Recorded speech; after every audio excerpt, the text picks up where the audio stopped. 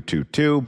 It is our pleasure to welcome our next guest to the program. He is a columnist and the founder of The Recall of San Francisco District Attorney Chesa Boudin and the host of the Really San Francisco podcast. You can get him online at richiegreenberg.org and follow him on X at Greenberg Nation. Richie Greenberg, welcome. Hey, thank you for having me again today. Hope you've been well. All right.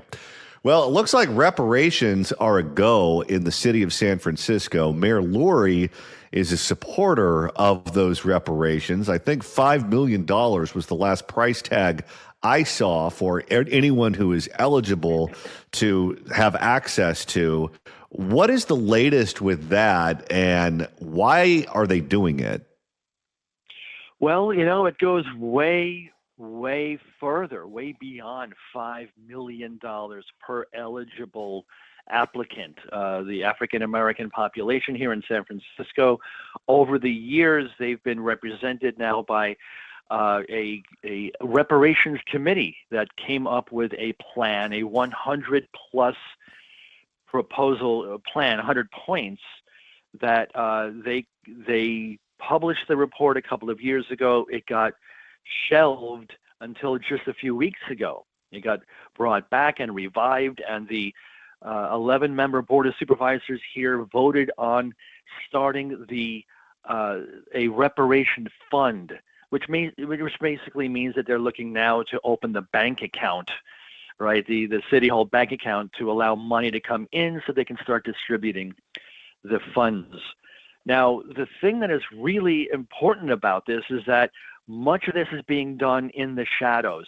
So, yes, they're supposed to be recording and making available the proceedings of any of these public meetings, the hearings.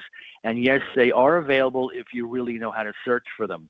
But what Mayor Lurie did in his capacity is, once the legislation from the Board of Supervisors was passed there in that chamber, the mayor then either could have vetoed it and said, no, this is not appropriate, how can we go down this unconstitutional path, or he could just not sign it at all and return it unsigned. But that would mean that it would become law without his signature within 10 days anyway. Or, which is what he did do, is he signed it himself also, but that was on right before Christmas, on the 23rd of December, and didn't follow through with his typical Instagram, Twitter. He's the Instagram mayor. He's on Twitter constantly, and he is on Instagram constantly touting all of his accolades and what's happening in San Francisco to try and drum up support. It was very curiously absent. He was quiet. He didn't say a thing. He signed it.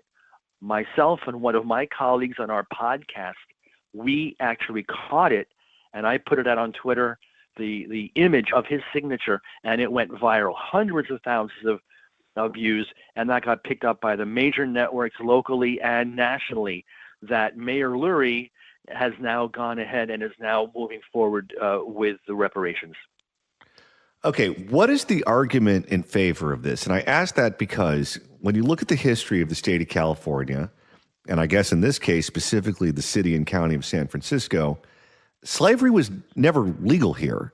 In fact, not only was slavery never legal in the state of California, when we entered the Union back in the 1800s, we were the first state to provide an electoral majority in the country for free states versus slave states. In addition to that, we provided the margin of majority in the United States Senate of free states versus slave states. Different politicians in the state of California made up Abraham Lincoln's administration, which of course worked to end slavery in the United States. At no point was anyone enslaved in the city and county of San Francisco since California entered the Union.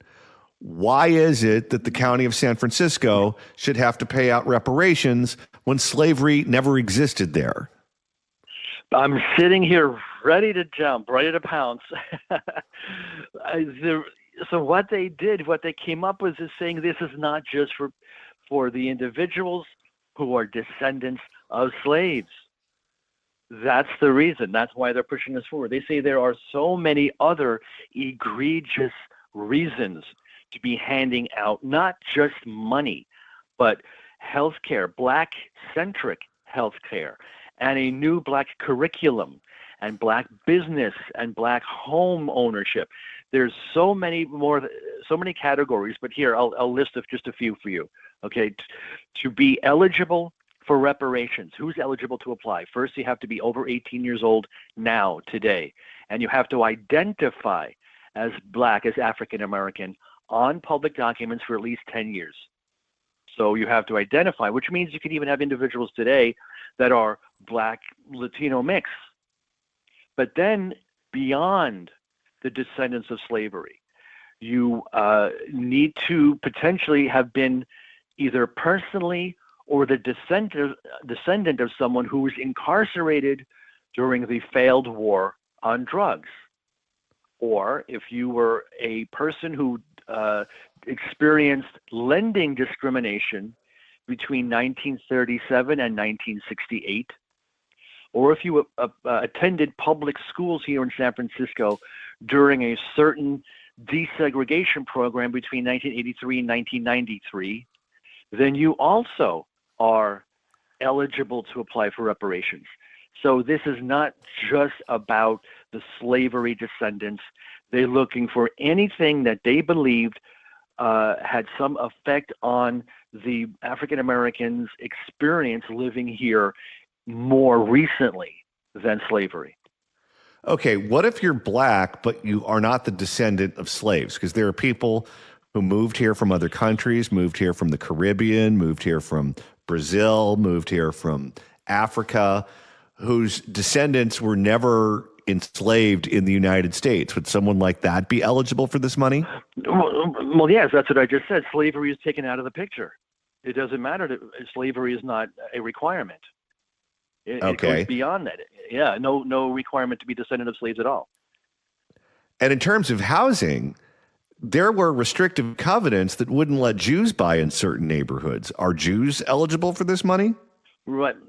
Jews, Chinese as well. Chinese were also very heavily excluded. Japanese also during World War II.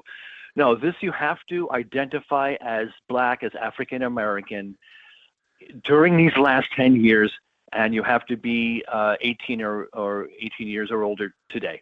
That's who it is. Then there is a residency requirement that you have to live at least 13 years in the city between 1940 to 1996. If you moved here or you were born here between 40 and 1996. There's a whole chart, and I actually put a lot of this. I've spent countless hours researching this topic, and I put everything about the key takeaways, what the proposals are for all the different remedies, and including what the federal and state laws that this plan would be running afoul of, or flagrant violation of the Constitution, state and federal.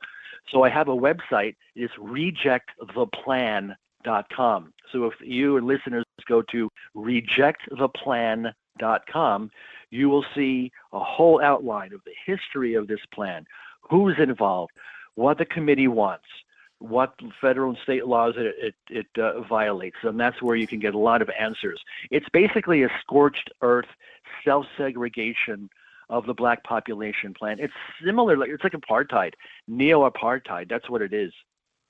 Do you think this is a game of kabuki? And I say that because Newsom has run on reparations before in the past too. And what he does is he always punts. He always says, we need to study it more. We need to study it more. Because if they actually did what he promised them, you would bankrupt the state. So he knows he can't do that, but he doesn't want to say he's not going to do that. So they just keep studying it and keep studying it and keep studying it. So someone else down the road in the future is going to be the one that has to say no. But in this particular case, I'm not even an attorney, and I could tell you that there's going to be 1,000,001 lawsuits challenging this from all different points of view. Do you think this is one of these cases where they just want to put something on the books, knowing that it's going to be challenged in court, knowing that they're going to lose, and that way they can blame the judge and say, look, We followed through with our promises. We did what we said we were going to do. Darn the luck, we lost. Now it's time to move on. Well, it would seem that way, even with our previous mayor, Mayor London Breed. She even said while she was still in office that she could not honor a request of $50 million by one of the supervisors here, one of the Board of Supervisors members, to begin the process of setting up a reparations office.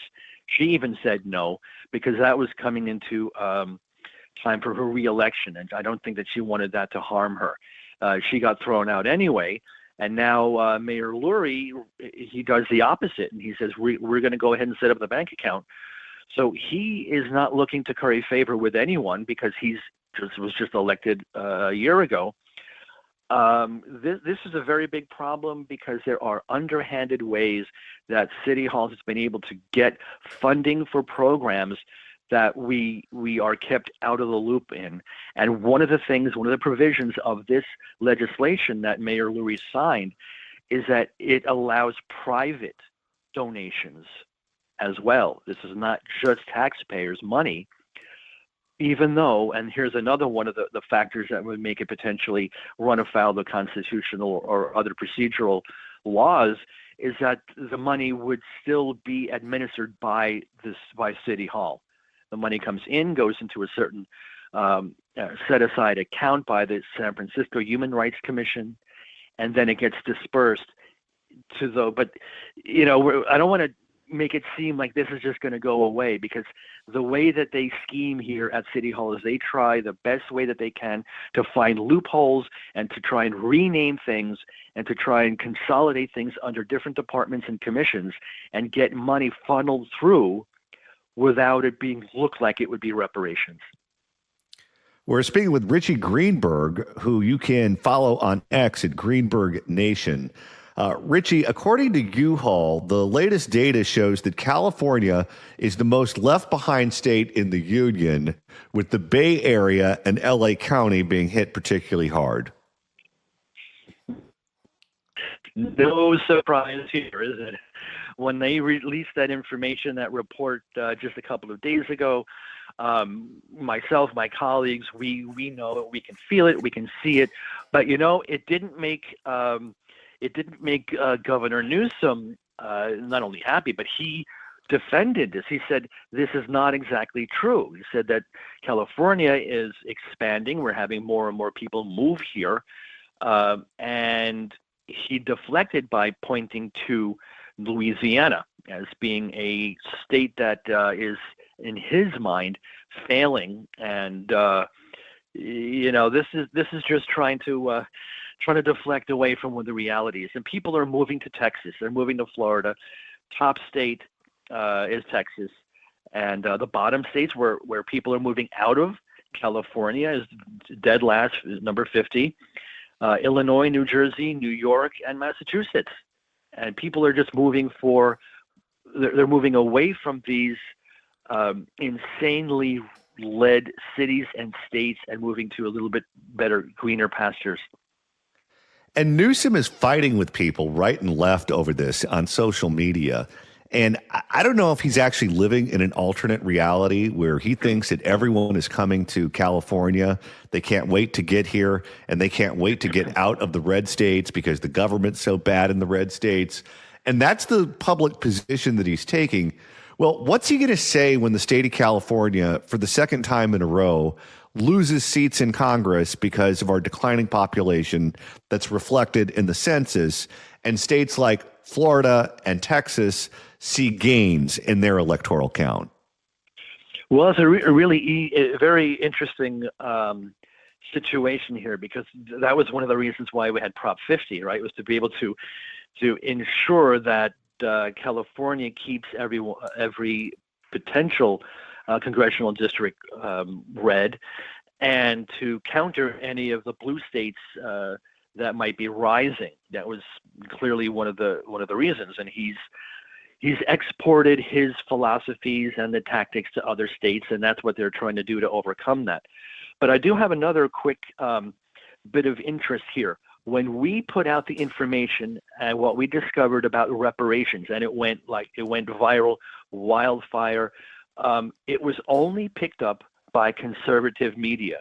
I did a search in the last couple of days, including this morning, using AI and Google, and I find that this whole concept of reparations being signed in San Francisco by Mayor Lurie, and the progressive and mainstream media don't even cover this.